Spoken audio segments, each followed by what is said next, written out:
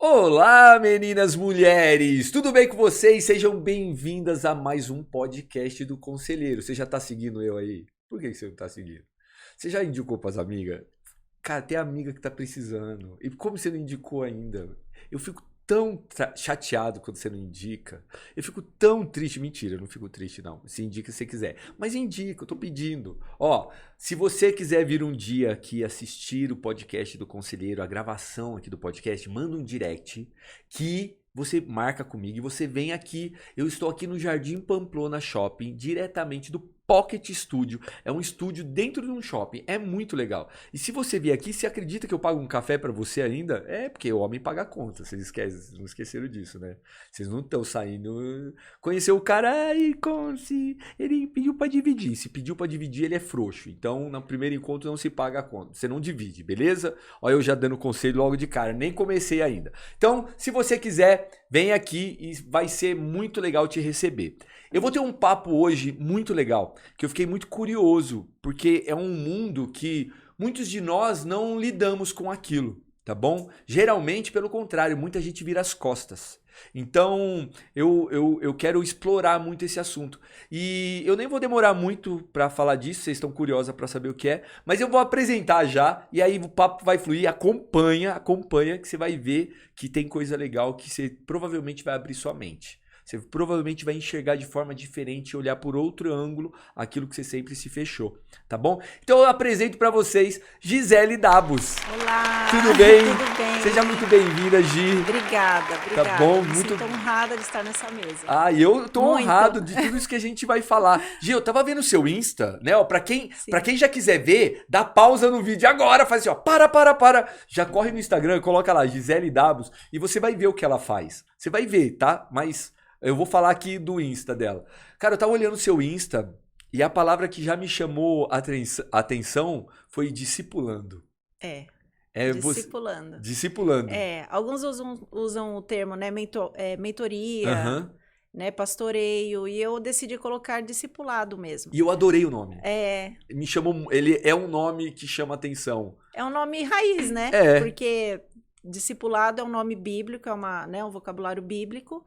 E é uma ordem. Então eu falei, não vou fugir do básico. Eu gosto muito dessa coisa do fundamento, sabe? Aham, sei. E aí ficou aí um discipulado. E hoje você discipula mulheres. Isso. Seu público, ele é Feminino. Igual o meu. É igual o seu, exatamente. E é um público feminino e foi de uns tempos pra cá. Eu, além disso, eu tenho um título pastoral, né? Eu pastoreio. Que na verdade é um título, né? Porque não adianta você ter um título e não ter um coração pastoral, um coração que ama. Enfim, eu pude aprender, eu tive um título há mais tempo, só que esse desejo, essa coisa de pastorear mesmo, de chamar para si esse cuidado, foi de uns tempos para cá, principalmente com o público feminino. E né? da onde veio a ideia para ir? A ideia não, da onde veio, aonde ardeu o seu coração para esse lado? Quando foi? Então, tem uma coisa que eu falo sempre, que é o seguinte, que Deus nunca vai nos levar a influenciar algumas pessoas ou muitas pessoas se nós não acessarmos esse lugar antes, tá? Eu acredito. Acredita, né? Então, às vezes, a nossa maior dor é o lugar onde mais vamos ser usados por Deus para fazer aquilo que nós precisamos fazer nessa estação. Então, comigo não foi diferente. Eu passei por um processo, né, de exaustão emocional, passei por um quadro de depressão, enfim, várias situações me levaram a este lugar. E aí, enquanto eu estava me reabilitando desse processo todo, sem entender nada, e aí começaram a vir mulheres para se aconselharem comigo. Né? Você vê a questão do conselho, como é forte, como é fundamental. E aí elas buscando aconselhamento e buscando ajuda, de fato. Só que eu ainda não estava 100%. E sem contar que eu nunca tive muitas amizades, assim, com mulheres. Minhas amigas são muito poucas, amigas mesmo. Embora ainda continue dessa forma, mas hoje eu consigo lidar e me relacionar melhor. Mas eu sempre tive certa resistência, acredito até por medo de ser ferida, por relacionamentos, assim, de amizade, né? Por decepções, frustrações. E eu não sabia lidar. Mas, quando eu entendi que, na verdade, não se tratava sobre mim, sobre a minha situação, a minha circunstância, entendi que Deus, ele nos usa quando ele quer, nós só precisamos obedecer, porque quando essas mulheres vinham e pediam para fazer encontros, para nos reunirmos, para falarmos, para ouvir mais, né, um conselho, ali, uma direção, uma palavra diretiva, eu ficava muito brava com Deus. Eu orava antes, eu chorava, de fato. Eu chorava e falava, Senhor, por que o Senhor está fazendo isso comigo? Eu estou precisando de ajuda, eu estou passando pelo processo e o Senhor está me mandando essas mulheres para eu cuidar com problemas até mais graves. Uhum. E aí foi quando eu tive uma direção assim muito clara, que a minha cura ela viria somente a partir do momento em que eu renunciasse à minha própria dor e ajudasse essas mulheres que estavam procurando ajuda. E foi exatamente isso que aconteceu. Então eu comecei a passar, a minha ótica mudou em relação aos relacionamentos, às amizades, né, essas conexões de forma mais próxima, né? E foi quando começou, de forma orgânica, começou a aumentar o grupo. Isso foi lá no interior, em Bauru, né? Na cidade de Bauru. Você é de Bauru? Na verdade, sou daqui, me casei. Ah, tá. Uhum. Morei 15 anos em Bauru e agora eu retornei. Tá, vai fazer 2 anos e meio que nós estamos aqui. E aí, chegando aqui, não foi diferente. Começou a reunir mulheres na minha casa, enfim. E aí, hoje nós nos reunimos de forma presencial, todas as semanas. E agora a visão foi ampliada. Foi ampliada, porque não é mais um grupo ou uma, né? Que aí agora, é onde entra aquele seu outro trabalho ou não? O projeto. O projeto. Isso, o projeto Cara, Prisioneiras da Esperança. Prisioneiras da Esperança. Isso. Uau, eu tô arrepiado com esse nome. Prisioneiras forte, da Esperança, né? É forte. É forte. O nome ele é bem curioso, porque assim, toda a direção que eu recebo, assim, eu, Gisele, eu sempre procuro na Bíblia, né, o fundamento para aquilo. Porque tudo tem que ter um fundamento, tudo tem que ter um propósito bem definido, porque senão ele não se sustenta, né? Eu costumo falar muito que a empolgação, ela deixa um lastro destruidor. Porque a empolgação, às vezes, pela motivação do momento, você vai, toma decisões, e só que, de repente, quando aquilo não está alinhado com o propósito, de fato, se você não tem uma visão muito bem definida, isso acaba agregando dores, né? Sim. A gente não consegue permanecer, o projeto em si não se sustenta. Sim. E esse projeto, de fato, há alguns anos atrás, eu já entrei nesses ambientes, dentro de penitenciárias, em um outro momento, por conta da carreira, por conta do direito.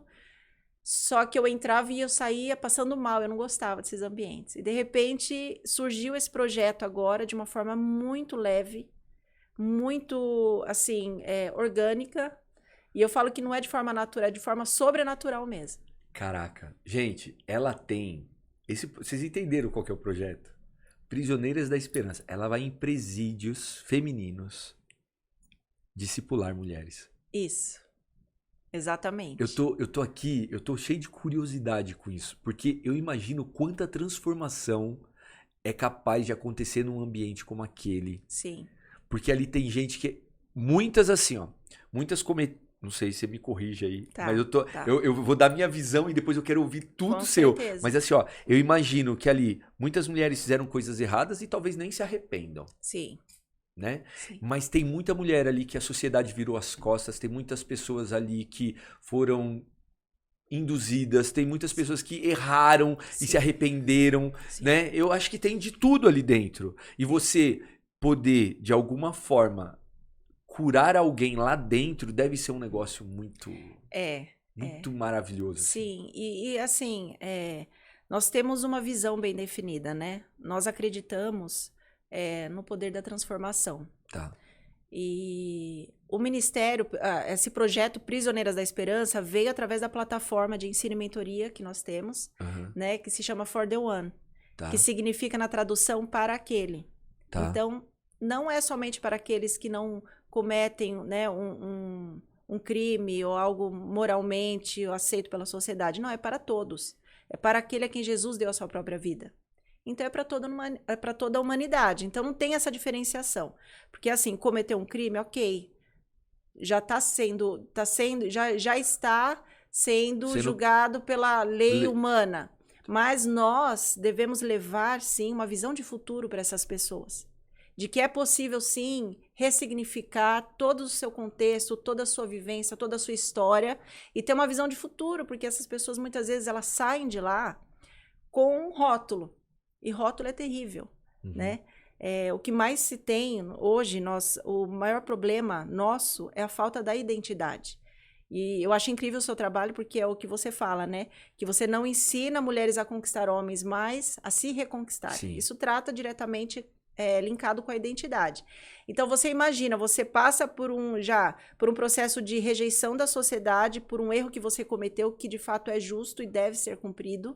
Mas quando você sai de lá, porque o nosso sistema penitenciário ele é punitivo, ele não vai te fazer um processo de ressocializar. Ele não entende? vai te... ele não vai fazer você... Vamos dizer a palavra... Não seria regenerar, né? Não é essa a palavra. Mas ele não te ensina a ser melhor. Ele não te dá uma estrutura. Ele não te dá base. Uma oportunidade de você ter alguém para falar assim, olha, você é uma ex-presidiária. Tá. É um rótulo. Isso daí para a pessoa, ela já vai ter para o resto da vida dela. Entende? Tá. E lá dentro, como que é, cara? Então, nós fizemos alguns encontros presenciais para poder sentir, porque, na verdade, o nosso projeto é para levar esse discipulado semanalmente. Tá. E o nosso intuito não é somente mas vários, tá? Vários presídios. Então, assim, o que eu acredito? Eu acredito que para ter um impacto de forma que cause essa transformação, é necessário ser algo recorrente. Tá. Não adianta fazer um trabalho de capelania, embora eu admiro demais e acho incrível, e eu honro demais esse ministério de capelania, que é ir fazer um culto, fazer oração. São sementes que são lançadas no mundo espiritual e as coisas acontecem. Mas, para causar uma transformação, uma metanoia de fato, é necessário ter um trabalho recorrente semanal. Tá. É uma jornada de caminhada junto, isso é discipulado. Talvez cada vez você atinge um ponto, né? Você consegue de alguma forma, fazer mais vezes aquilo e cada vez pegar um ponto diferente em cada pessoa, né? Exatamente. E levar essa nutrição espiritual com esse viés de inteligência espiritual, inteligência emocional, porque no meu grupo do discipulado, essas meninas que caminham comigo, por isso que eu falo discipulando para um propósito. O discipulado não é para se reunir, tomar um café na mesa e bater papo. Não é isso. Eu costumo falar muito que alianças se fazem na mesa, como essa, como nós estamos conversando. Isso é um tempo de mesa. Isso é um tempo de conexão. Isso é tempo de alianças. É um tempo de qualidade. Quando nós nos assentamos na mesa há mais de 1 ano e meio e nós ouvimos o coração das pessoas, nós nos conectamos, nós entendemos como a pessoa se porta na mesa, ela abre o coração, ela compartilha. E aí você faz uma aliança e você entende se essa pessoa faz sentido, você caminhar com essa pessoa. É uma aliança do quê? De propósito, de espírito, não de alma. Quando nós nos aliançamos em alma, qualquer situação... Esse era o meu medo que eu te falei no começo. Eu me alianço em alma, então qualquer decepção, eu me decepciono, eu crio uma mágoa. Enfim, não. As nossas alianças no discipulado é exatamente essa, uma aliança para um propósito. Então, nós estamos sentando às mesas todas as semanas, mas tem um propósito para isso, entende? E chegou esse tempo. Eu tenho uma equipe de mulheres que são psicólogas, terapeutas de várias linhas, e elas já entenderam a visão durante todo esse tempo de mesa que nós tivemos, e elas estão junto nessa plataforma. Então, nós vamos levar nutrição espiritual, nutrição emocional, inteligência emocional, e essa visão de futuro de algo que pode acontecer, vai depender muito do posicionamento e da postura, da decisão que essa mulher tiver dentro do presídio. E você consegue mensurar transformação nelas? É possível isso? Por exemplo, você tá lá, porque a pessoa ela tá lá, enclausurada. Sim. Né? Você não sabe. Na hora que você vai embora de lá e tranca a cela... Sim. Eu nunca entrei num presídio, tá? Tá. Mas... Quando fecha a porta, apaga a luz, sei lá, só ela sabe o que acontece ali dentro, né? A gente que não vive isso não sabe. Graças a Deus, eu não quero nem saber também. Sim. Assim, na pele, né? Sim. Mas você consegue ver quando algo que você fez a diferença na vida daquela pessoa? Olha, Nessa última vez que nós fomos, foi na semana passada. Uhum. E aí nós ouvimos alguns feedbacks, alguns testemunhos delas. Uhum. Né? Uma falou assim, olha, ontem mesmo eu já estava me programando para tomar alguma coisa para me matar. Uau. A outra falou assim, eu tinha desistido, porque eu aqui sou o pilar espiritual dos pavilhões. Sou eu quem oro por elas. Elas pedem oração para mim, elas pedem conselho para mim. E ontem eu orei e falei, Senhor, eu desisto, eu não quero mais orar por ninguém, porque eu não estou vendo atuação na minha vida. E eu não quero mais, eu abandono isso não é para mim, isso tá me fazendo mal. É aquela história que eu falei, quando eu estava mal, que eu orava para Deus e falava, por que comigo? Uhum. E aí, naquele dia, essa mulher, ela teve uma ativação na vida dela de forma tão poderosa. Mas ela chorava e ria ao mesmo tempo. E ela falava, agora eu entendi, porque ontem eu fiz essa oração. E elas não sabiam que nós íamos. Tá? Ela falou, vocês são resposta de uma oração que eu fiz ontem à noite. Que eu estava renunciando àquilo que eu estava fazendo aqui dentro. De benfeitoria para as outras. Então, nós vemos que a palavra de Deus por si só, independente se a pessoa vai aceitar ou não, mas ela já fala assim, que a palavra de Deus é como um martelo que esmiuça a penha. O que significa isso? Por mais endurecido que seja o teu coração, ainda ela tem esse poder, essa capacidade de aquebrantar um coração endurecido. Então, não se trata de mim. Eu só sou o canal eu sou uma interceptora daquilo que ele vai fazer e não eu. Por isso que se torna leve. Porque quando nós trazemos para si, a nosso próprio punho, a nossa força humana, é pesado demais. Porque imagina, você entrar dentro de um presídio onde tem várias histórias, vários contextos. Deve ser uma energia muito pesada. E eu vou falar para você. Eu estava falando esses dias para uma pessoa muito próxima. Às vezes eu sinto muito mais resistência numa mesa, em uma casa em Alphaville, sentada, do que lá dentro do presídio. Lá elas estão absorvendo. Porque ali elas aceitaram a sua realidade. Elas tomaram para si a responsabilidade, elas falam, eu vou ter que viver um dia após o outro. Entende? Então, é diferente quando você entende que a pessoa está vulnerável. Por isso que eu falo, a vulnerabilidade é sinal de poder. Ser alguém poderoso é ser alguém vulnerável. Mas não é a vulnerabilidade a ponto de você permitir que as pessoas possam te ferir. Não é isso. A vulnerabilidade é você abrir para, de fato, quem vai ser a tua força na sua fraqueza. É você abrir diante de Deus as tuas vulnerabilidades. E você renunciar à sua força, que não é tão boa assim. Porque ali muitas usaram sua própria força. Para se defender até. É engraçado que tem umas que ficam com o braço cruzado do começo ao fim da ministração.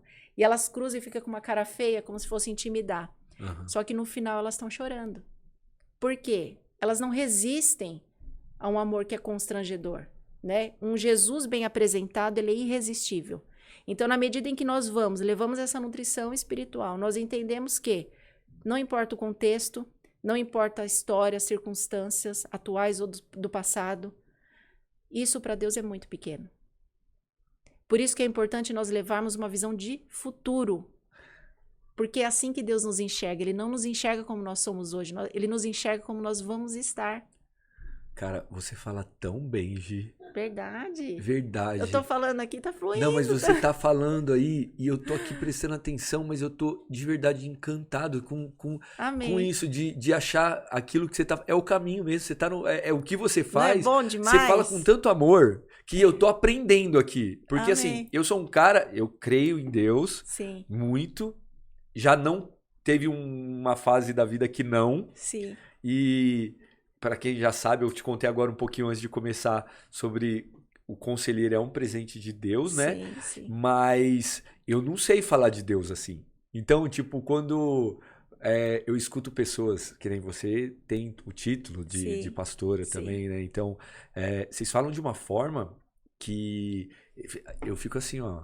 Eu gostaria de saber falar tudo assim, sabe? Porque mas eu falo do meu jeito. Sim, então, mas quando você fala, eu não consigo falar, mas será? Não, eu falo. Porque eu vi o seu perfil, acompanhei o seu conteúdo, é aquilo, não, é vida. A minha live da madrugada, eu falo sempre de Deus. Sim. E aí eu escuto que elas comentam assim comigo, que Deus tá me usando, que Deus... Nossa, que eu falo lindamente, mas eu não lembro o que eu falei, sabe? Sim. Então, tipo, de verdade, eu falo e eu só tenho coragem de falar daquele jeito na live. Eu nunca falei em outros lugares. Em outra situação. Eu nunca... É porque você está ali, você está sendo autorizado, legitimado para então aquele pode momento. ser, porque ó, eu tô sozinho num quarto com uma tela de telefone na frente É sobre e isso. eu falo, eu fecho o olho, eu falo e na hora que eu vi, eu não sei o que eu falei. E eu falei, entendeu? Sim. E eu vejo pessoas impactadas.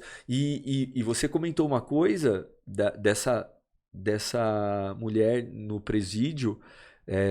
Eu pensei em me matar. Isso aconteceu comigo, de uma mulher, ela entrar na minha live e falar que ia se matar. E, no entanto, que uma parte do livro é inspirada nela, né? Ela falava em se matar. E nesse dia eu aprendi. Foi no dia que eu tomei consciência do meu poder. Do poder que da influência. por isso que chama o poder do conselho. Sim. Porque eu tive. Isso é muito eu forte. descobri. Nossa, olha o poder que Deus me deu. Entendeu? É isso aí. Então eu tenho que levar muito a sério isso, cara. Eu não posso brincar com isso, não. Porque não se trata de você, se trata das pessoas de que outras estão à sua vidas. volta. E eu tenho um acordo com Deus, né? Ó, eu fiz tudo certinho. Gi, eu fiz certinho. Você vai falar se eu fiz ou não. Eu acredito. Eu fiz assim, ó. Quando Deus me deu o conselheiro, eu falei assim, ó, eu vou falar para mulheres. Antes disso, eu tinha me divorciado. E aí eu tava solteiro, entendeu? Então eu tava conhecendo mulheres e tal. E eu falei, poxa vida. No entanto que o conselheiro, ele é uma base disso, né? De relacionamentos que eu conheci de mulheres. Eu falei, não, eu tenho que salvar mulheres de um homem como eu mesmo estou sendo nesse momento. Olha só isso. Sim. E aí eu falei para Deus assim, ó, vamos fazer um acordo aí. Nesse acordo tá assim, ó, o conselheiro nunca vai se relacionar com nenhuma mulher que ele conheça através do conselheiro. Ele nunca vai se relacionar, ele nunca vai usar da máscara para tirar proveito com uma mulher. Então tá esse acordo. Eu só coloquei um adendo ali, a não ser que seja a mulher da minha vida. Sim. Sabe essas coisas? Então, se for para ser, eu vou saber. Sim. Ele vai falar. Sim. Então vai ficar muito claro.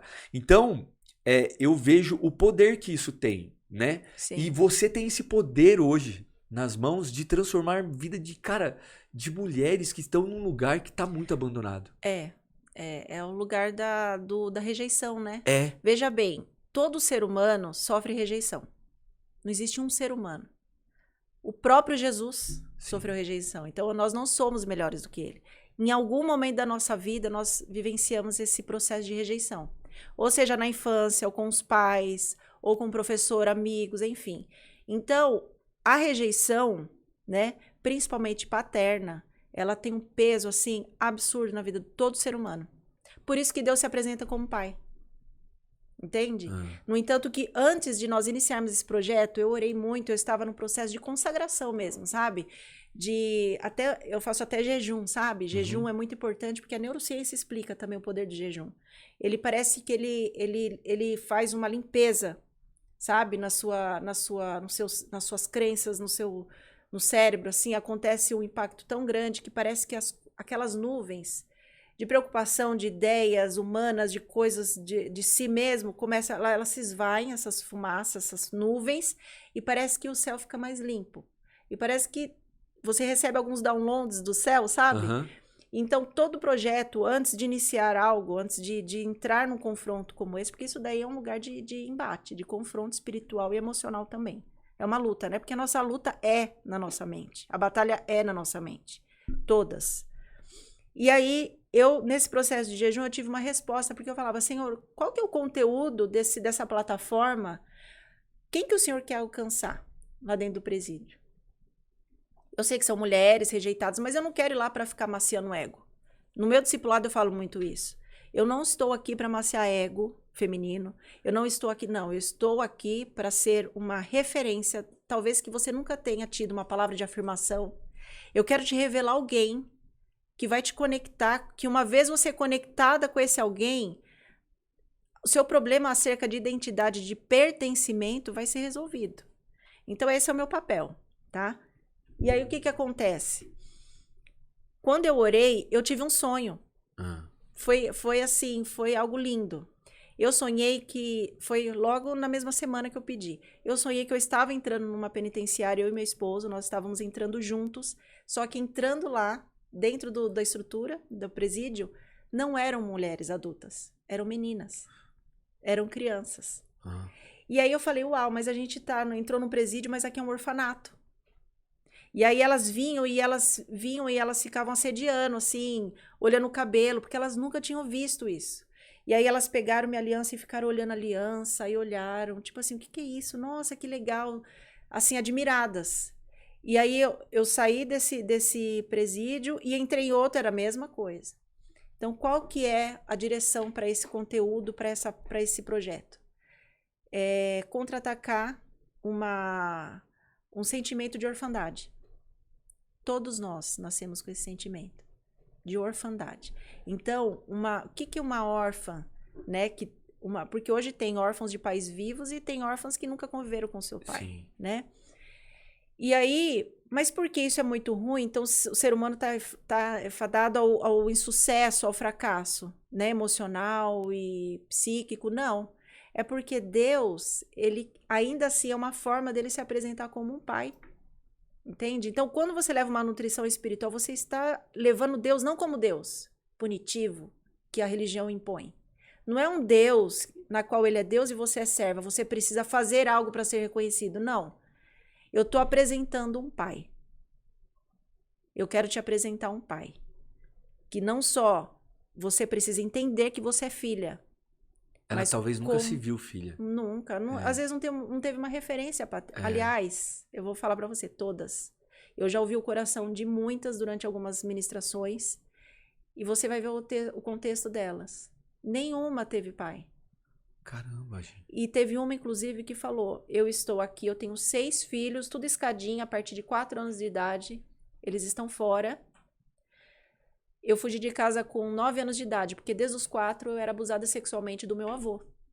Meu Deus, cara. E aí eu saí de casa com 9 anos de idade, conheci o meu namorado com 14, engravidei, então ela teve vários parceiros, vários pais, né, dos seus filhos. Uhum. E o último agora, ele colocou ela numa enrascada, eles roubaram juntos, ele conseguiu escapar e ela foi presa. E agora você me pergunta se ele vai visitá-la na cadeia. Nossa. Não vai. Se é o contrário, a mulher vai. Visita íntima, um presídio que tem mais de 500 mulheres, 600 mulheres, acho que visita íntima é 1 ou 2. Agora, vai no visita íntima masculina. Então, é uma discrepância. Por que Deus, o Senhor, ele quer nos levar nesses lugares no público feminino? Exatamente. Porque a orfandade, ela é muito gritante. E a mulher, como é a parte mais sensível, inclusive é uma das características, né, que eu falei do Espírito Santo, é a sensibilidade. Isso é maravilhoso, mas isso daí pode ser usado tanto pro lado bom quanto pro lado ruim. Como tudo na vida. São 2 escolhas. E quando a mulher absorve isso, ela tem mais facilidade em absorver, em aceitar essa filiação, essa paternidade de Deus Pai. E mais do que isso, eu falo, vai muito mais além, porque não basta você saber que você é filha. Você precisa entender que você pertence a uma família. Você pertence a um pai. Porque nós nascemos com a necessidade de pertencer. Sim. A uma família, a um grupo. E a gente não nasceu para ficar sozinho. Não, e a rejeição é isso. A rejeição te exclui. Então, todos nós já vivemos um período de rejeição. Sim. Né? Sala de aula, própria família, parentes. Aqueles que deveriam amar, rejeitam. Você sabia que é o sentimento que eu tenho 2 que eu não sei lidar. Não sei lidar. São esses 2. É a rejeição. E a injustiça. Eu não sei lidar com isso. Os 2 me revoltam, assim, sabe? Sim. Dói demais, é uma dor terrível. Jesus, ele sentiu essa dor. Né? No entanto, que quando Jesus ele vai para o Getsemane, um pouco antes dele ser entregue pelo próprio amigo, Judas, né? A Bíblia fala que as suas veias capilares, elas eclodiram e ele suava sangue. O que é isso? É o ápice da dor da alma de uma pessoa. Ele foi rejeitado durante todo o seu ministério. Então, Jesus, ele sabe o que é a dor da rejeição. Só que tem um porém, ele entregou a sua própria vida, mesmo não precisando, ele decidiu cumprir um propósito de vida. Para que hoje nós tenhamos este acesso ao Deus Pai. Porque se não fosse por Jesus, pela morte e ressurreição, nós não teríamos esse acesso ao nosso Pai Celestial. E aí é que tá, às vezes nós sofremos tanto tempo na nossa vida por relacionamentos que, né, a gente sofre rejeição, eu não fui convidado, e se dói, e cria uma mágoa, ou acontece uma traição, uma ruptura de um relacionamento, enfim, várias coisas. Fui rejeitado pelo meu pai, por isso que eu sou assim. Mas tem remédio para essa dor. Essa dor existe um remédio, ele já foi consumado na cruz do Calvário. Nós só precisamos acessá-las. E de que forma? Conhecimento. Conhecimento liberta. Sim. Né? Por isso que a palavra fala, conhecereis a verdade e a verdade vos libertará. Então, veja, o nome Prisioneiras da Esperança é exatamente essa. Se for para ser prisioneira de algo que não seja de relacionamento abusivo, que não seja de prisões do passado, dores do passado, fraturas na minha alma, não. Que eu seja prisioneira da esperança. Cara, uma vez que eu sou prisioneira da esperança, o que pode me parar? Nada. E em Zacarias, capítulo 9, versículo 12, tem uma profecia do profeta Zacarias, ele fala isso. Não corta, mas eu adoro quando falam isso. Então, versículo tal, que eu não sei como vocês decoram. Mas fala. Tem esse versículo que é o fundamento e base do projeto, né? Que o profeta Zacarias, em toda aquela instabilidade que eles estavam vivendo, o povo de Deus vivendo, e aí eles estavam recuados, né? Porque quando você está num lugar de exílio, como prisioneiro, né? Quando você está com medo, aquele medo que paralisa, né? Uma depressão, uma ansiedade, enfim. Isso é um medo, né? Este medo. A ansiedade não é ruim, mas quando ela começa a te paralisar, ela é sinal que precisa ser tratado, né? Precisa buscar ajuda, precisa entender o que está acontecendo. E aí o povo estava numa instabilidade, estava vendo isso. Aí o profeta vem com aquela voz profética e fala: voltem à fortaleza, ó prisioneiros da esperança, porque eu, o Senhor, estarei restituindo tudo em dobro para vocês. Além de trazer um presente com uma visão de futuro e uma esperança de um futuro bom, ainda é promessa de Deus que ele vai restituir tudo aquilo que foi roubado no passado, em dobro. Uau! Gente, eu tô aqui assim, eu fico só prestando atenção e inspirado, motivado, assim. Você tá me motivando num montão de coisa aqui. Isso aí, nós somos profetas da esperança. Mas eu acho que tudo isso que você tá falando é um trabalho lindo demais. E na nossa fala aqui, eu tô imaginando a cena lá dentro. Eu tô imaginando o que tá sendo transmitido, eu tô imaginando um sorriso, eu tô imaginando um ambiente. Eu tô tentando imaginar aqui, sabe? E as pessoas, muitas vezes, só estão sentadas dentro do lar delas e não conseguem nem se colocar no lugar do outro, né? Muitas pessoas não se olham, nem pensam. Tá lá porque errou. Tudo bem. Por isso, tá lá, tá tudo bem. Mas o que tem que sair de lá? Tem que sair uma pessoa melhor? Tem que sair alguém? Ou não, você não quer que saia de lá? Né? Eu tenho algumas coisas que eu não tolero, né? Por exemplo, pessoa que violenta uma criança. Pessoa que violenta uma mulher. Sabe? Homem que... Tem certas coisas que, pra mim, eu acho que tem que pagar e pagar dobrado também lá em cima também depois. O que é justo, né? Dai a Deus o que é de Deus e dai a César o que é de César. Nós precisamos disso. Então, engraçado, porque eu trabalhei 1 ano na Defensoria Pública do Estado. E eu passei nesse concurso para estágio, e eu fiz estágio de 1 ano. Deus me colocou lá de uma forma, assim, sobrenatural. E aonde eu caí? No criminal. E eu estava com os defensores públicos que defendiam os presidiários. Então, semanalmente, eu ia fazer visitas, entrevistas no CDP masculino. Eu fazia. E fora isso, na triagem, eu trabalhava na triagem, porque estagiário tem que fazer tudo, né? Então, a triagem, eu recepcionava e atendia pessoas, assim, de diversas situações. Então, você vê, assim, tem uns que estão aprendendo da vara da família, tem a questão da questão dos filhos, quando os filhos são tirados do seu ambiente familiar, né? Que é um processo muito raro de acontecer, mas existe. Tem famílias que os filhos, eles são desconsiderados fora do pai e da mãe. É algo tão sério isso, mas não existe outra forma. Porque os pais estão no mundo das drogas, já não fazem, não atuam mais, né, a paternidade e a maternidade como deveriam. De forma até muito abaixo, assim, do que a gente imagina. Então, eu vivenciei isso e eu lembro que eu passava muito mal. Eu saía daquele estágio, eu ficava... Nossa, me dava dor, enxaqueca, embrulho no estômago, muito pesado. E hoje o Senhor me legitima para entrar nesses ambientes de uma outra forma, de forma leve, de uma forma... Eu precisei passar pelo processo. Você entende que a dor ensina? Sim. A dor ensina. É. Então a gente não tem que recuar nos momentos de crise, de luto, de dores. Inclusive até coloquei um devocional falando sobre isso. Que a crise é um convite de Deus para que a gente possa amadurecer. Nós temos duas escolhas. Ou eu dou um passo para trás. Esse passo para trás é muito importante na vida de todo mundo. Para mim foi uma depressão, foi uma crise emocional, psíquica. Eu tive esse processo e foi a melhor coisa que aconteceu na minha vida. Mas hoje eu falo isso com maior leveza. Porque na época não dava pra falar, não, a gente no momento do olho do furacão. Nossa, eu não queria ver ninguém, eu brigava com Deus e achava que, por que eu tô passando por isso? E depois, quando eu fui aceitando, por isso que eu falei, abri minhas vulnerabilidades. Comecei a enxergar que, na verdade, não se trata do que fazem comigo, mas sim do que eu vou fazer com o que vão me fazer comigo, que vão fazer comigo, que vão me entregar. Entende? Entendo. Nós não podemos reclamar daquilo que nós toleramos. Então, a partir do momento que você sabe quem você é, a quem você pertence, você tem resposta para todos esses poréns. Aí você consegue dar um passo para trás, se consertar, ressignificar e avançar. Ou você fica nesse lugar como vítima. Que aí te paralisa.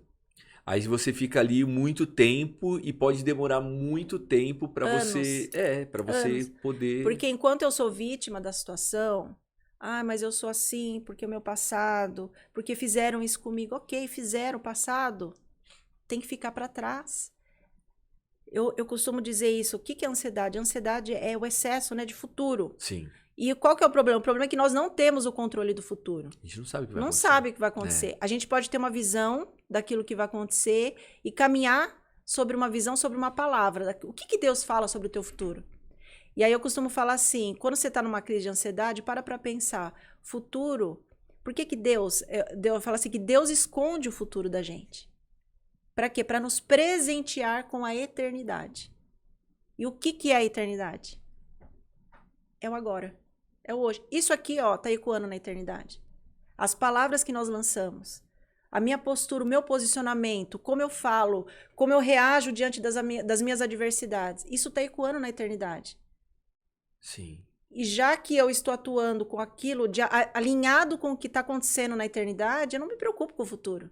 Eu sei que vai dar tudo certo, vai estar tudo bem. É maravilhoso isso. Então, é um nível de consciência que, para ter esse nível de consciência, tem que querer muito, tem que confiar muito. Confiar, né? Largar o controle. É isso. E as pessoas têm medo de confiar. Tem. Né? E o confiar é ter fé. Então, é isso. Então, assim, e a minha mudança foi o dia que eu aprendi a confiar, porque eu não confiava. Eu falava assim, eu quero... Mas, né? E aí até o dia, então, que eu falei assim, não, eu quero... Pode beber água, você tá com sede, que eu sei. Eu vou beber. Pode beber. eu falei assim, eu quero e eu confio. Eu confio. O que tiver que ser pra mim, eu não vou reclamar. Entendeu? Então, aconteceram algumas coisas na minha vida, nos últimos anos, que foram muitas perdas. Eu perdi muitas coisas. E durante um tempo, eu reclamei muito. E eu lamentei. Até então, agora um pouco tempo atrás, eu tive... Toda vez que eu ando muito de moto, né? Sim. No ir e vir do dia a dia. E geralmente eu chego muito tarde em casa. E quando eu tô indo para casa, sou eu na moto e Deus tá comigo. E é a minha conversa. Ela acontece muitas vezes ali. E nessas conversas, eu falo assim, olha, eu não tô entendendo por que o Senhor me tirou isso. Eu não tô entendendo. E eu tô muito triste por o Senhor ter tirado de mim. Mas eu confio. Amém. Se o Senhor tirou, tem um propósito, tem um porquê. E mesmo eu triste por aquilo, né? Eu aprendo que... E eu respeito. Que eu acho que tem o depois. Entendeu? Porque ele me conhece. Sim. Ele sabe do meu coração. Então ele sabe que ele tem programado pra mim. Mas aí a gente tem a dificuldade de deixar ir algumas coisas, né? É porque é exatamente isso. É como Deus é apresentado. Veja, a dor te levou a um lugar de filiação. você tem um relacionamento com ele como um pai. Sim. Você entende? Quando eu passei pelo meu processo, eu não achava certo eu estar passando por tudo aquilo, porque eu era filha de um pastor, pastora, sempre fiz tudo tão certinho, cumpria tudo certinho, de repente eu estava naquela situação. Quando uma voz quase que audível falou assim pra mim, sussurrando no meu ouvido, falando assim, eu nunca te pedi nada. Se eu quiser, eu faço acontecer independente de você, não preciso de você. O que eu quero agora é o teu coração. O que significa isso? É ter um Deus, não como Deus e eu como serva, que linka aquilo que faz com aquilo que é. O que ele quer que é uma filha, que fala das suas dores, que chora, que bate o pé. Eu me permiti me revoltar. Na minha depressão, a dor era tão profunda que eu nunca me imaginei questionando Deus sobre o que eu estava passando. Tamanha religiosidade que eu estava. Entende? Quando nós entramos nesse lugar e você fala assim, puxa, eu queria tanto falar com tanta sabedoria, mas o que você vive, o que você faz, o que você abre a tua boca e você fala, é vida. E é isso, a atuação do Espírito Santo de Deus, ele é gerado através da verdade, da vida. Jesus não fala, eu sou o caminho, a verdade e a vida. Então eu posso vir aqui e falar, recitar todos os versículos da Bíblia, que eu sei. Mas se eu não vivo isso, não vai conectar com o coração das pessoas. Não conecta, entende? Eu preciso ser filha, eu preciso acessar esse lugar antes de levar outras pessoas. Nossa, tá incrível. Eu tô adorando. Eu tô adorando de verdade. Ó, gente, se você ainda... se você não tá seguindo a Gi, tá o link aqui embaixo do Instagram dela, tá bom? Você já segue ela aqui nas redes sociais também. Se algo que foi falado aqui já te inspirou, já fez sentido pra você, de verdade, se conecta com isso, porque fazer a diferença pra alguém é muito importante. E aí, talvez você tá aí assistindo e você sempre teve vontade, talvez, de fazer a diferença na vida de alguém, né? Então tá aí, ó, tem inspirações que estão aqui surgindo pra você fazer a sua parte, o que tá no seu coração. Às vezes tem um chamado pra você e você tá se negando aí. Tá escondendo, se escondendo e não permitindo que isso aconteça na sua vida, né? Isso acontece muito, né? Muito, muito comum. E tá tudo bem. Cada um tem um processo, cada um tá em uma fase. Talvez ele respeita. Talvez seja isso que a gente tá falando agora, seja talvez a faísca pra pessoa se mover. Sim, exatamente. Se for pra ser prisioneira de algo que seja da esperança e não das circunstâncias, não do meu passado, não do meu relacionamento, né? Porque Deus, às vezes, ele pode falar no coletivo, tem milhares de pessoas, às vezes, tá assistindo, só que Deus está falando especificamente com você. Ele usa o coletivo para falar no individual. Então, é dar um passo mesmo. De repente, até agora não deu certo, vamos ser vulneráveis diante dele. Seja vulnerável e tenta. Eu tenho certeza que é um caminho sem volta, porque é um amor que constrange. E, enfim...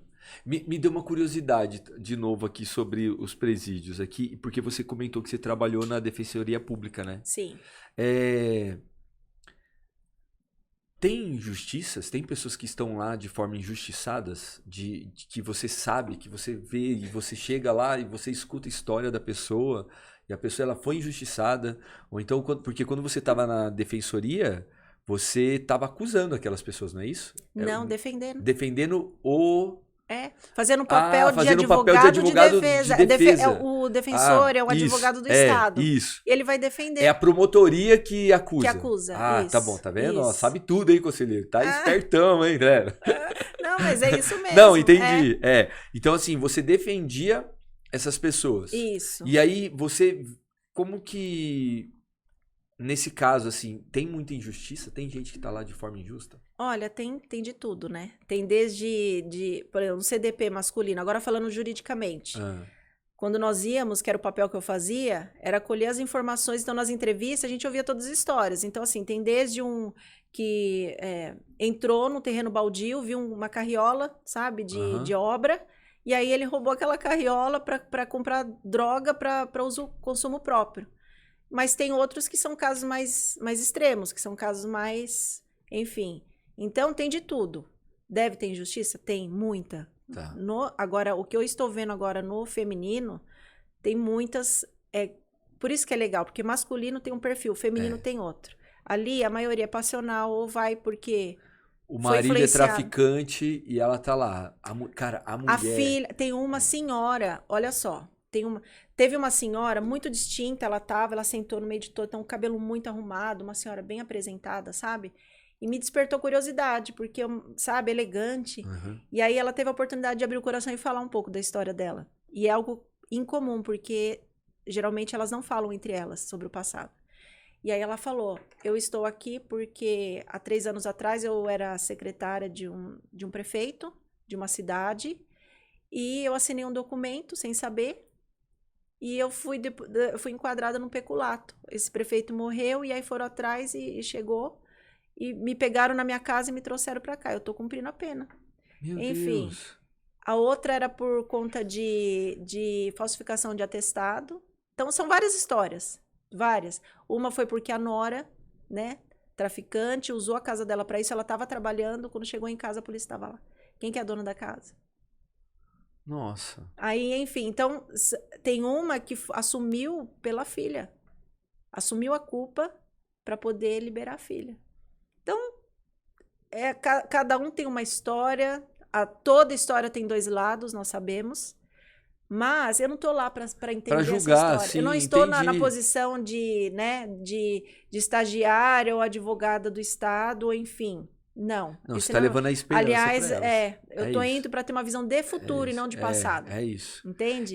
Mas eu fico imaginando, que eu consigo, quando falo assim, eu entro em alguns sentimentos, porque eu fico me colocando no lugar da pessoa. E aí eu fico imaginando, como eu não gosto de injustiça, Sim. Eu fico imaginando que nem uma pessoa que tá lá de forma injusta, pagando por algo que talvez ela não precisava estar lá e a vida dela passou ali, sei lá, quanto tempo ela vai ficar lá. Sim. Né? E largada muitas vezes lá. Sim, mas olha, sabe de uma coisa? Quando a gente fala de injustiça, a gente precisa entender que a justiça de Deus não é como a justiça humana. A justiça, essa coisa de ser da justiça própria, é algo que adoece a gente, porque a gente vai se deparar ao longo da nossa vida com muitas. Um exemplo básico. Você quer mais injustiça do que fizeram com Jesus quando Judas entrega ele? Uma traição, foi uma injustiça que fizeram com ele, de uma forma totalmente injusta. Só que nós lemos a palavra e está lá, Judas o traidor. Mas como que Jesus chamava Judas? Você sabe? Não. Ele chamava de amigo. Eita, amigão, hein? Amigo da onça, né? Amigo da onça. É igual os amigos de Jó. Eu falo que são os verdadeiros amigos da onça. Jó, quando estava no pior. Quando ele estava no bem bom, tinha um monte de amigo em volta. Quando ele entrou em declínio, começavam a acusar Jó. Olha lá, você está passando por isso? Começou a acusar ele, de forma injusta. Então, veja bem. Aquilo que nós enxergamos como algo ruim, de repente Deus olha e fala, tá tudo certo. Entende? Aquilo que é justo para nós, para Deus, tá tudo no lugar. E aquilo que tá muito bom, ele olha e fala, não, precisa ajeitar aqui, precisa arrumar. Então, por que Jesus chamava de amigo? Olha a ótica do reino de Deus. Os teus inimigos fazem mais por você. Aqueles que te perseguiram, que te feriram, que te traíram, fazem mais por você dentro do teu propósito de vida do que os teus amigos. Por quê? Porque eles vão te empurrar para esse lugar. Eles te legitimam. À medida em que eu perdoo, em que eu libero essas pessoas e sigo para o meu alvo, eu sou uma pessoa legitimada a viver livre, entende? Uhum. Porque é uma semeadura, aquilo que eu planto eu vou colher. Então, qual vai ser meu posicionamento em relação ao que vão fazer comigo? Então, não se trata você pensa, uma pessoa que foi ferida num relacionamento, num casamento, sofreu uma traição. O que ela vai fazer? Ela vai ter medo de se relacionar de novo. Sim. Ela vai estar sempre com reservas. Quando, na verdade, não se trata do que fizeram comigo. Eu não posso deixar de acreditar nas pessoas porque o que fizeram comigo foi muito doído. Não, pelo contrário. Eu preciso me preocupar com o que eu vou fazer com aquilo que fizeram comigo. Entende? É uma coisa que eu falo muito sobre isso também, porque assim, tá certo, a gente se fere por algum motivo, a gente se machuca por algum motivo, nos feriram, né? Quando é mais de uma vez é pior ainda, né? Sim. É aquele ditado lá, cachorro mordido por cobra tem medo de linguiça, né? Sim. Então assim, veja, fala, opa, de novo isso pode acontecer comigo? De novo, será que isso de novo vai acontecer? O que eu fiz para isso acontecer? E a gente passa a trazer para nós a culpa. Parece E não é sobre as nossas atitudes. O que as outras pessoas fazem não pode justificar quem somos. Não pode mudar você. Não pode mudar a tua essência. Entende? E eu costumo falar que assim, se os gigantes que se levantaram contra mim nessa estação, por exemplo, eu tô num relacionamento e eu fui ferida, saio desse relacionamento, eu entro em outro relacionamento, se começa a acontecer de novo, é sinal que existe algo que eu preciso vencer. Sim. Esse gigante vai se levantar de novo. Enquanto eu não vencer isso, e é sobre o outro, o gigante? Não. É sobre eu mesma. É sobre mim. Então, como que eu vou definir essa situação? Por que eu permiti isso novamente? Qual que é o meu posicionamento diante dessa situação? Eu vou tolerar? Entende? Eu puxo a responsabilidade. É puxar para si o poder da autorresponsabilidade. Isso é poderoso demais. Entende? E aí você conduz os seus relacionamentos, toda a sua vida pautada naquilo que você tem controle. O outro você não vai conseguir mudar. E pode ser que aconteça pior depois. Entende? Então, assim, por que eu permiti? Será que eu já vi alguns sinais de um relacionamento, por exemplo, num casamento? Né? Um relacionamento, passou por um relacionamento abusivo, você não entendeu, não foi curado ainda e já entra em outro relacionamento.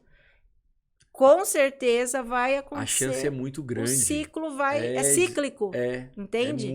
É muita chance. E qual que é a resposta para isso? Não, primeiro eu preciso me conhecer, eu preciso entender o que está acontecendo, porque não é sobre o outro, é sobre mim.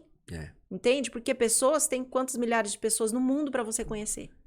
Entende? Eu tenho uma frase que eu falo que é: melhor do que você saber o que você quer da vida é você ter certeza do que você não quer. Perfeito. Porque quando você tem certeza do que você não quer, nossa senhora, facilita muito, porque tem coisas que você pode descobrir. Sim. O saber da vida é muito amplo. Sim. Né? Porque tem coisas que você vai descobrir ainda. Exatamente. Agora, o ter certeza do que você não quer, você já corta, você já elimina. Nossa, perfeito, não é? perfeito. Então, por exemplo, uma mulher que ela tá num relacionamento e ela não aceita traição, que eu também acho que não tem que aceitar. Sim. Eu não aceito. Então, o cara, ele traiu, não tem que ter segunda chance. Se você não, nos seus valores, não aceita isso, poxa, ele pode mudar? Pode, mas aí é o aprendizado dele. Sim. Você não é obrigado a aceitar. Sim. Você pode perdoar? Você tem o direito de perdoar. Sim. Você pode dar segunda chance, caso queira, perdoar e continuar. Você pode, tem o direito caso você queira. Mas se nos seus valores estão bem claros de que você não aceita, não faça. Sim. Então fica muito mais fácil, fica mais leve. É um assunto bem, bem complexo. Daí a gente iria entrar agora Não, já vai entrar no outro. Não, porque você também tem a sua visão da igreja sobre isso, né? Sobre casamento. Não, e olha, eu vou falar uma coisa pra você. A minha luta maior de todo o meu processo não foi me libertar de mim mesma, é da religiosidade que estava encranhada na minha alma, tá? Eu não sou religiosa, luto pra não ser, porque eu acredito que eu não fui tirada. No entanto, que quando eu passei no processo, não tinha nem liderança eclesiástica envolvida para ajudar, não teve, viraram as costas de fato. Então eu sei o que é ser rejeitada pela religião, tá? Eu tenho um testemunho muito forte em relação a isso. O que acontece? É um assunto polêmico, porque eu não gosto de religião, porque cada situação é muito específica. A gente não pode generalizar. É um assunto, o casamento em si é um assunto tão fundamental, é tão original para a vida de todo ser humano, que cada caso é um caso específico. Então, quando a gente fala, eu tomo muito cuidado para não generalizar, mas eu tenho muitas mulheres que já passaram por divórcio, que estão ressuscitando de um relacionamento totalmente que adoeceu ela de forma muito profunda, assim, tá com sequelas. E a gente sabe conduzir a forma como Deus quer e não como a religião impõe. Então, o meu maior embate foi com a religiosidade, tá? Então, eu nem falo assim, casamento, como a igreja pensa, como... Não é como Deus pensa. Isso é inteligência espiritual. Entendi. Eu costumo falar, por exemplo, no lance do casamento, né, que eu passei por divórcio, né? E é muito dolorido. É muito dolorido. E assim, pior do que separar de uma mulher é separar dos filhos. E quando eu digo separar dos filhos, não é que eu deixei meus filhos de lado. Não, porque eu sou um pai super presente na vida deles. Mas você separa. Sim. Porque você não tá mais todos os dias. Né? Você não tá mais todos os dias. Por mais que minha filha vá na minha casa sempre que ela quer, fique comigo sempre que ela quer, mas durante uma fase, quando ela era pequenininha, quando a gente separou, eu não acordava mais com ela todos os domingos. Eu não, sabe? Então, isso daí é uma coisa que não tem volta, né? Sim. Mas, e aí o que isso fez eu ver? Que, poxa vida, eu casei, eu prometi pra Deus que era na saúde e na doença, né? Na alegria e na tristeza, né? E não foi cumprido isso. E aí isso me incomodou durante muito tempo. Até o dia que eu entendi que Deus me amava tanto que as coisas aconteceram porque tinha que ser. Para a minha evolução, para a evolução dela, entendeu? Sim. Então, para ela poder ter a vida dela de uma forma, para ela amadurecer, para ela poder viver a vida dela de forma mais plena. E eu também ter a minha chance. E eu acho que hoje hoje eu já me sinto mais livre disso. Mas durante muito tempo eu fiquei preso. É porque o casamento é algo muito sério. É algo muito sério. Sim. Então, por isso que Deus fala na Bíblia que não é aceito o divórcio. Não é que não é aceito. Como eu te falei, existem algumas situações muito específicas e pontuais. Que não cabe a gente ensinar isso. Mas a gente só precisa entender como que é, desde o início, como que foi o original. Pra gente se basilar, tomar como base, né, como fundamento, pra gente pautar a nossa vida. Mas é lógico, vai acontecer algumas situações que vão levar pro outro lado. Mas enfim, mas tudo que Deus fala, que ele fala assim, não faça isso, ou não faça aquilo, não é pra nos punir, pra nos privar de ser felizes, não. É porque dói demais. Não é, a gente não foi feito pra isso. Entende? Então, ele é como um pai, um bom pai. Não é como um pai qualquer, ele é um bom pai. Ele quer nos tirar desse lugar. Por isso que primeiro, antes de nós entrarmos num relacionamento, nós precisamos saber quem somos em Deus. E saber que nós pertencemos a Ele. Uma vez com essa identidade muito bem alinhada, muito bem equalizada, o que vai acontecer? Eu vou entender que tudo que eu faço é pro meu bem. Tudo que eu faço em obediência a Ele é pro meu bem. Entende? As coisas ficam... Eu não vou aceitar qualquer tipo de tratamento. Eu não vou aceitar qualquer tipo de relacionamento. E mesmo se eu estiver, ainda é tempo de eu corrigir rota. Eu me posiciono de maneira certa. Limites. Entende? Pondo limites. Não reclame daquilo que você tolera. Às vezes eu recebo algumas mulheres para aconselhamento e começa a se queixar muito. Não, porque eu estou assim, eu estou assado. Eu falei assim, tá, e o que você faz diante disso? Porque não adianta você só se queixar. Porque vira e mexe, tá com um problema, daqui a pouco você volta e tá tudo bem. Você quer resolver ou não? O que você quer que eu te ajude? Se você quiser, eu tenho um psicólogo, ele vai te perguntar, você quer divorciar ou você quer que ele te ajude a restaurar o seu casamento? Você escolhe, uma escolha é tua, entende? Então, ensinar é ter uma visão diferente daquilo que nós enxergamos, né? Gi, eu adorei o papo. Gostei bastante também. A gente chegou no fim da deixar, conversa. Não, se deixar, vai. Eu fico perguntando, né? Eu também. Mas assim, ó, foi um papo, eu acho, muito engrandecedor, assim, sabe? Sim. Tem gente que não gosta desse papo, não é? Sim. Né? E eu tô falando isso porque eu já não gostei um dia desse tipo de papo. E eu falava assim, esse papo chato. Eu também não. E hoje é um papo que ele me engrandece. Ele acalma a minha alma, sabia? Amém. Ele acalma, assim. Amém. Porque você, sem saber, tá? Você falou coisas aí que fez tanto sentido no que eu tenho vivido agora, que ultimamente. Bom. Então, talvez seja para isso. Talvez sempre tenha um porquê, né? Sempre tem um porquê. Sim. Eu quero agradecer você, eu quero te dar de presente o meu livro também. Uau. E eu espero que, de alguma forma, esse livro faça algum sentido para te inspirar e inspirar mais mulheres. Esse papo e esse papo que nós tivemos e todo esse trabalho que você faz, eu achei ele maravilhoso. Se um dia você precisar de alguém para te ajudar nisso, para contribuir, você pode contar comigo. Tá muito bom? obrigada. Se um dia precisar de um cara para falar para alguém, se eu puder um dia levar esperança, se eu puder presente ou vídeo ou sei lá, não sei, né? Tá aqui, eu adorei mesmo, de verdade. Eu acho que fazer o bem nunca é demais, entendeu? Então, se de alguma forma eu puder atingir o coração de alguém que esteja precisando em algum lugar que você vá, você pode contar comigo, tá bom? Muito obrigada. Me coloco à disposição. Isso daí é resposta de oração, porque eu falo, Senhor, me apresenta os teus amigos. Quem que o Senhor quer que esteja? Aí você fala isso, então... Então é isso.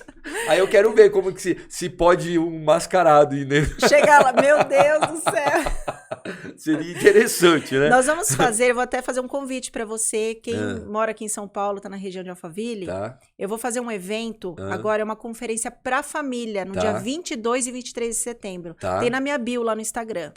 Esse evento tem alguns convidados, alguns pregadores, são incríveis. E todo o valor do ingresso vai ser revertido para investir na plataforma, porque a gente vai transmitir por streaming, né? Então, todo o valor vai ser para isso. E vai ser um memorial, assim, de lançamento mesmo no mundo espiritual, aquilo que o Senhor vai fazer. Eu sei que são coisas grandes. Então, dia 22 e 23, eu já quero fazer o convite para você. Se você puder estar lá conosco. Pode contar comigo. Tá bom? Legal. A gente vai se falando e pode contar comigo que eu vou sim, tá?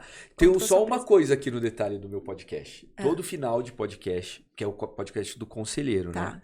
Você deu muitos conselhos. Sim. Você falou muita coisa. Então, assim, todas pra mim fizeram sentido. Mas eu tenho que fazer essa pergunta. E eu tenho que fazer esse pedido. Qual é o seu melhor conselho que você pode dar pra quem tá te assistindo? Pra quem tá assistindo esse vídeo? Meu melhor conselho? Seu melhor.